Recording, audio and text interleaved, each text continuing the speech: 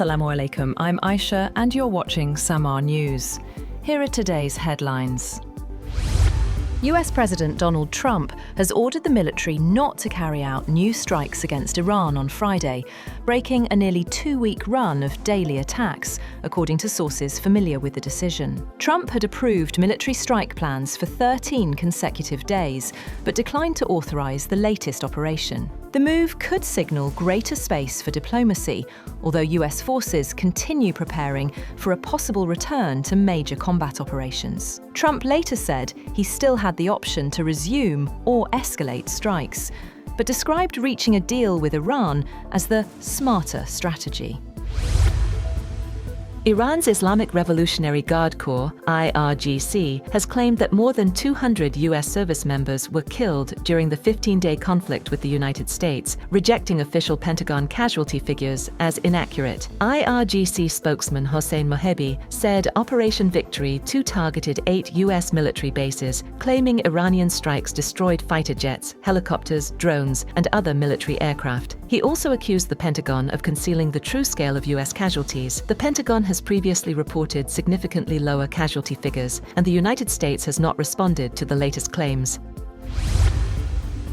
Iran has condemned what it says was a Ukrainian strike on an Iranian commercial vessel in the Caspian Sea, summoning Ukraine's chargé d'affaires in Tehran after the attack reportedly killed one sailor and injured another. Tehran described the incident as a hostile and criminal attack on a civilian ship and demanded an explanation from Kyiv. Ukraine, however, said it targeted vessels carrying military cargo linked to Iran, along with a Russian warship, during long-range strikes in the Caspian Sea. Yemen's Iran-aligned Houthi group has launched attacks on Saudi oil facilities along the Red Sea coast, while the United States has refrained from striking Iran for the first time in nearly 2 weeks. The Houthis targeted oil installations at 2 Saudi ports, according to reports. The US has not explained why it halted its campaign of strikes on Iran after 13 consecutive nights of military action. The pause comes amid heightened regional tensions following the collapse of an interim agreement and Iranian attacks on shipping in the Strait of Hormuz.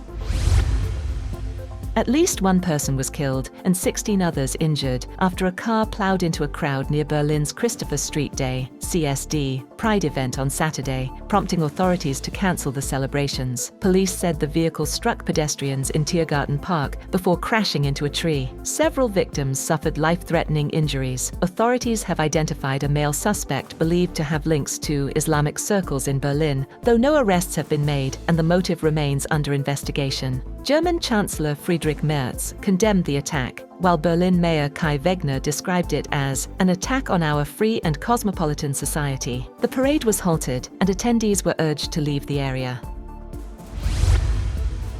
India's Union Education Minister, Dharmendra Pradhan, has resigned amid mounting pressure over the nationwide NEET UG 2026 paper leak controversy and weeks of student protests demanding accountability for alleged irregularities in the country's examination system. Pradhan said he had submitted his resignation to Prime Minister Narendra Modi, describing the decision as being in the larger interest of students and the nation's future. In his resignation letter, Pradhan said he was stepping down to ensure that India's youth would not become trapped in a web of confusion.